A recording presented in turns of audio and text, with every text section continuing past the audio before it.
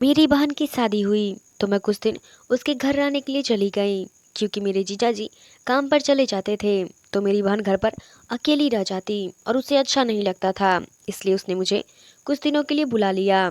लेकिन अपनी बहन के घर जाने के बाद कुछ दिनों बाद ही मैं प्रेग्नेंट हो गई, और डीएनए टेस्ट के बाद जो रिपोर्ट आई उसे सुनकर तो मेरे पैरों तले ज़मीन खिसक गई। मेरा होश उड़ गया, क्योंकि यह बच्चा तो मेरी बहन की शादी थी और मैं बहुत ज़्यादा खुश थी। लेकिन मेरी बहन अपनी शादी में बहुत दुखी थी। हर लड़की शादी से पहले अपने घर वालों से दूर होने के बारे में सोचकर ही दुखी हो जाती है।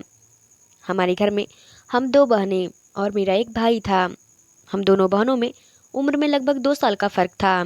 मेरी बड़ी बहन वंदना मुझसे 2 साल उम्र में बड़ी थी और मैं उससे 2 साल छोटी थी, इसलिए हमें दोस्ती भी बहुत अच्छी थी।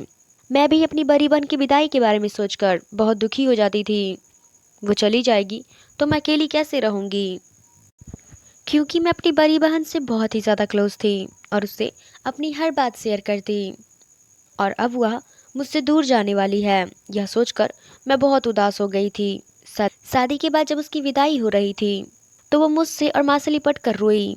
मेरी जीजाजी ने जब मेरी बड़ी बहन वंदना को इस तरह रोता हुआ देखा तो उन्होंने माँ से कहा कि आप निधि को हमारे साथ भेज दीजिए।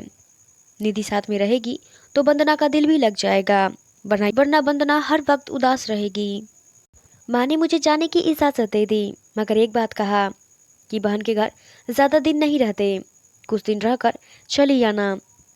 मैंने सहमति से अपना सर हिला दिया और अपनी पैकिंग कर ली। घर में मेरे बहनोई के अलावा और कोई नहीं था, क्योंकि मेरे जीजाजी अपने माँ बाप के इकलौते बेटे थे और उनके माँ बाप बहुत पहले ही गुजर गए थे।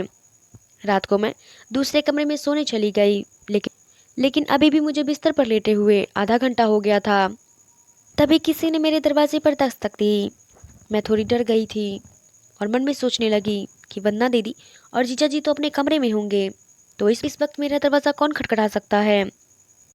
जब काफ़ी देर तक दरवाज़ा बजता रह गया और मैंने नहीं खोला तो मेरे जीजा जी की आवाज़ आई। उन्होंने कहा, निधि दरवाज़ा खोलो।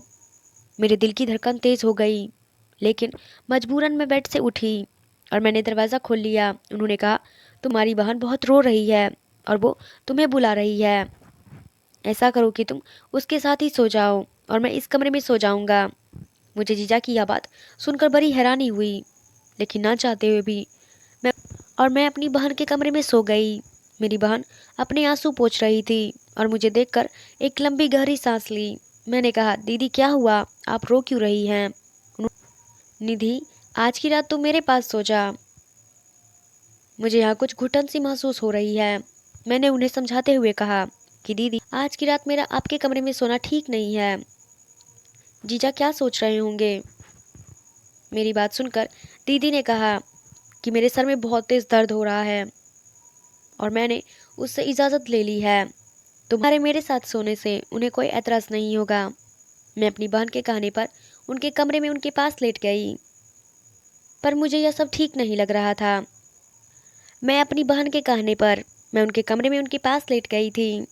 मुझे यह सब ठीक नहीं लग रहा था, क्योंकि मेरी दीदी और जीजाजी की आज पहली रात थी और मेरा उनके कमरे में सोना ठीक नहीं था। पर दीदी की जिद के आगे मैं हार मान गई थी। दीदी कपड़े बदलकर मेरे पास सो गई, लेकिन मेरी नींद उड़ चुकी थी। पूरे बेड पर गुलाब की पंखुड़ियाँ थीं। कमरे को एक सुहाग की सेज की तरह सजाया गया था। बहुत कुछ सोचने विचारने के बाद किसी तरह मुझे नींद आ गई। जब मैं सोकर उठी तो देखा दीदी अभी भी सो रही थी। मैं उठकर कमरे से बाहर चली आई। मुझे किचन से कुछ आवाज़ें आ रही थी, जो कि दो लोग बातें कर रहे थे। उन आवाज़ों को सुनकर मैं किचन में आ गई। किचन में जाते ही मैंने देखा जीजा जी नाश्ता बना रहे थे और एक औरत जो शायद यहाँ की नौकरानी थी बर्तन धो रही थी। मुझे देखते ही कहने लगी, आपकी पत्नी तो बहुत खूबसूरत है। वह समझी कि मैं ही इस घर की दुल्हन हूँ। जीजाजी पलट कर देखे तो हंसने लगे और उस नौकरानी से बोले कि ये मेरी पत्नी नहीं, मेरी साली है। फिर उन्होंने मुझसे पूछा कि नाश्ता क्या करोगी। मैंने कहा, जीजाजी आप हटिए, मैं नाश्ता बना देती हूँ। उन्होंने कहा, नहीं नहीं, मैं बना लूँगा, मुझे आदत है। यह सब ऐसा करो कि तुम अपनी बहन को उठा दो। सुनीता उसे देखना चाहती है। कब से मुझे बोल रही थी कि साहब आपकी पत्नी कहाँ पर है, मैं उन्हें देखना चाहता हूँ। मैं कमरे में अपनी दीदी को बुलाने गई तो देखा अभी भी वह सो रही थी। मैंने दीदी को उठाया तो वह गुस्से में बोली, क्यों मुझे परेशान कर रही हो? मैंने कहा, दीदी आप उठकर नाश्ता कर लीजिए। वह किसी